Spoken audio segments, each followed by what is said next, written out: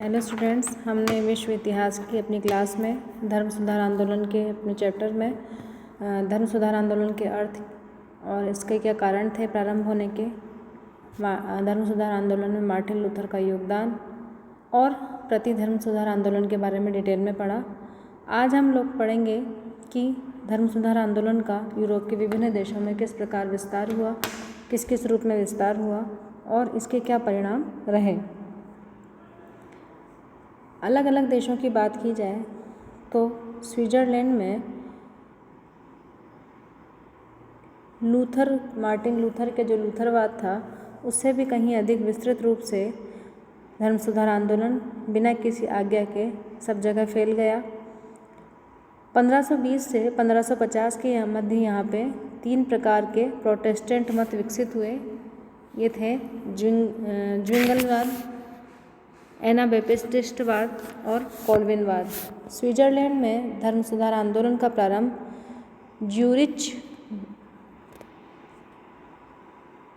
Zurich नगर से ज्विंगली ने किया। ये सुधारक थे वहाँ पे एक स्विट्ज़रलैंड के। इन्होंने लूथर के 95 प्रसंगों की तरह 67 प्रसंग लिखे और 1535 में कैथोलिक चर्च से अपना रिश्ता तोड़कर रिफॉर्म्ड चर्च की स्थापना करी। एक नया चर्च स्थापित किया इन्होंने। कुछ बातों को लेकर इनका लूथर से मतभेद था। ज्विंगली के समर्थकों ने बलपूर्वक कैथोलिकों को अपने धर्म में दीक्षित करना प्रारंभ कर दिया, जिस प्रक्रिया के कारण स्विट्ज़रलैंड में गृह युद्ध छिड़ गया और स्वयं ज्विंगली भी इन्हीं परिस्थितियों में 1531 में गृह युद्ध में लड़ता हुआ मारा गया और इस तरह कैथोलिक शक्तियों की इनके आगे विजय हुए। इस तरह स्विट्ज़रलैंड भी, जैसे हम जर्मनी में देखते थे कि एक तो था पोप के रोम के समर्थक और दूसरा था लूथर के समर्थक, तो इस तरह स्विट्ज़रलैंड भी जर्मनी की तरह 2 भागों में बढ़ गया। पहले थे कैथोलिक और दूसरा प्रोटेस्टेंट। 1520 के दशक के प्रारंभ में, ये तो किसकी बात हो गई, ज्विंगलीवाद। अब 1520 के दशक के प्रारंभ में स्विट्ज़रलैंड में एनाबैप्टिस्ट नामक एक आमूल परिवर्तनकारी सुधार आंदोलन प्रारंभ हुआ, जिसमें इन्होंने ये प्रतिपादित किया कि स्वेच्छा से धर्म चुनने की विचारधारा पर आधारित यह आंदोलन पहली बार एक धार्मिक सिद्धांत के रूप में इसमें सहिष्णुता की मांग की गई।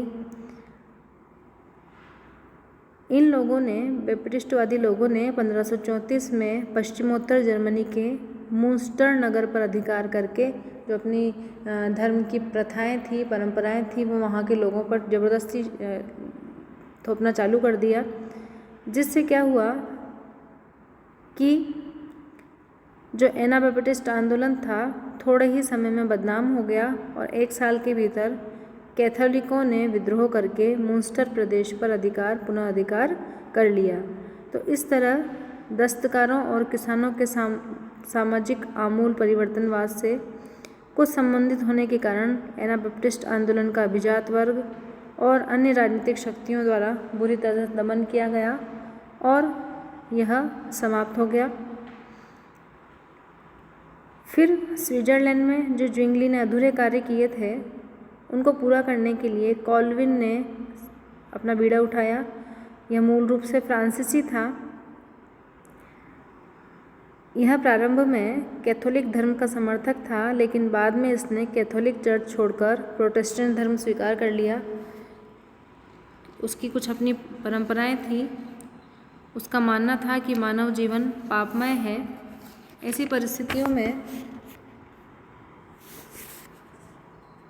जब फ्रांसिस ने उस पर प्रतिबंध लगाना चाहा, वहाँ के शासक ने, तो वह फ्रांस छोड़कर स्विट्ज़रलैंड के बेसल शहर में जाकर बस गया।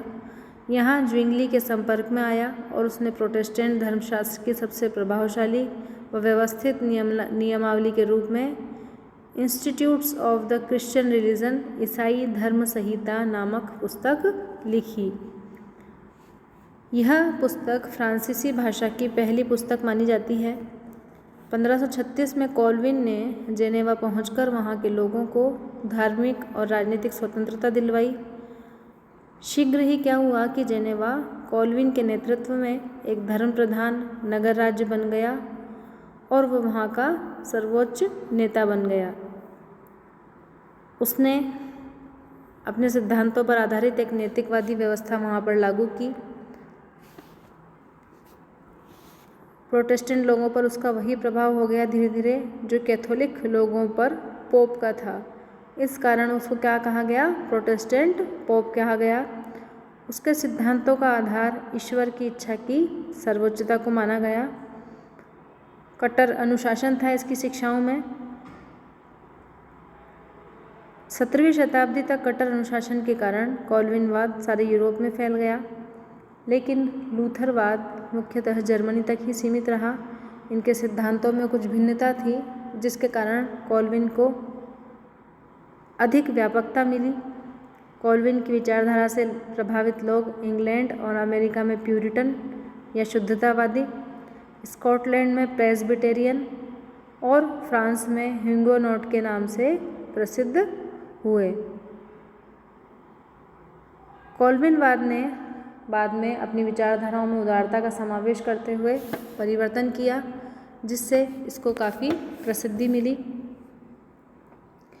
जर्मन समाजशास्त्री मैक्स वेबर ने 1904 में प्रकाशित अपने ग्रंथ में प्रोटेस्टेंटवाद के उदय को मार्क्सवादी व्याख्या को उलटते हुए कहा कि प्रोटेस्टेंट नीतिशास्त्र ने पूंजीवाद को बढ़ावा दिया है।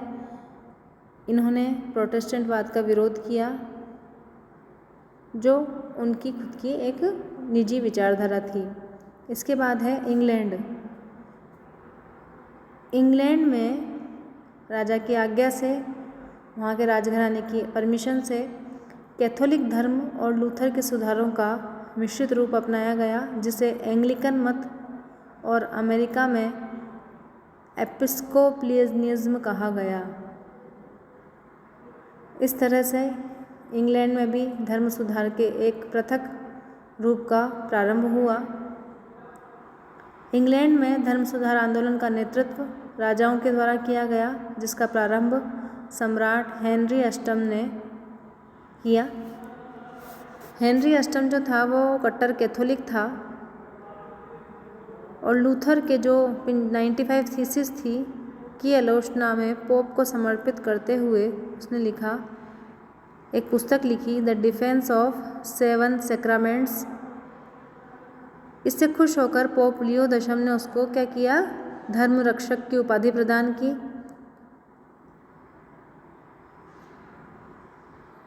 यूरोपीय राजनीति में वह पोप का बहुत साथ देता था, पोप का समर्थक था,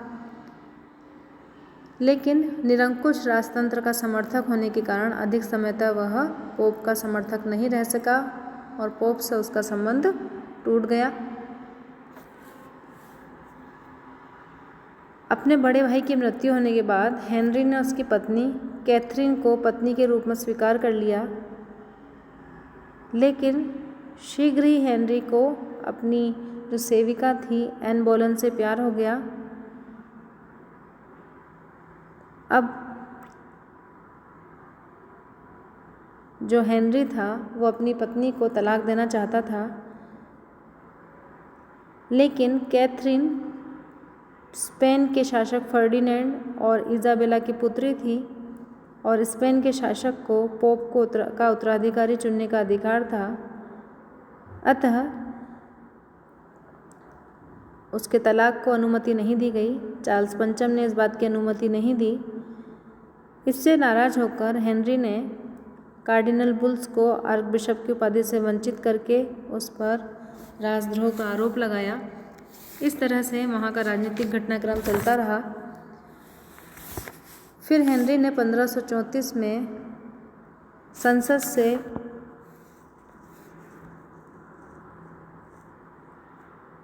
एक एक्ट ऑफ सुपरमेसी पास करवा कर तलाक की स्वीकृति प्राप्त कर ली और इंग्लैंड के शासक को इंग्लैंड के चर्च का सर्वोच्च अधिकारी घोषित कर दिया गया।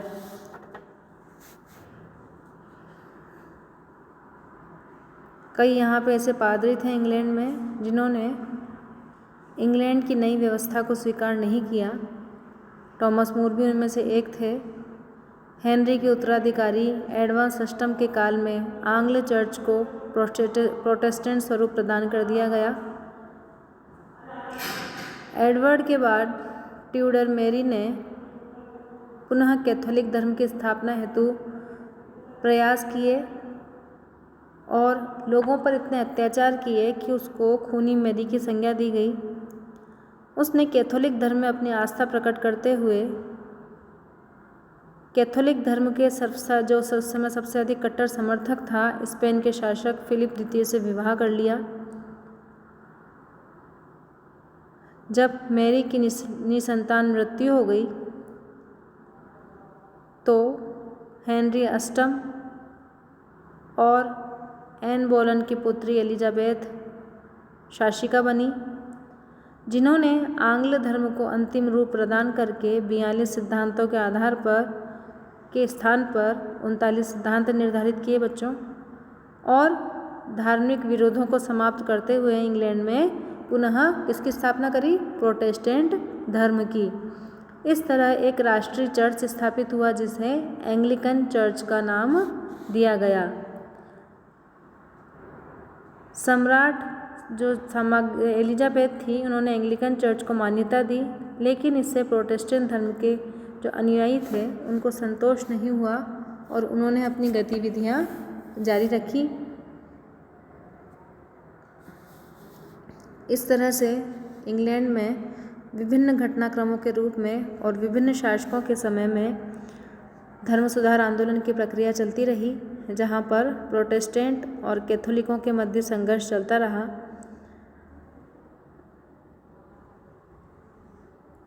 इंग्लैंड में कई तरह के संप्रदाय उत्पन्न हुए। एंग्लिकन चर्च, प्यूरिटन संप्रदाय। इस तरह से इंग्लैंड के विभिन्न भागों में धर्म सुधार आंदोलन का प्रभाव पड़ा और लोगों ने एक नए धर्म को स्वीकार किया।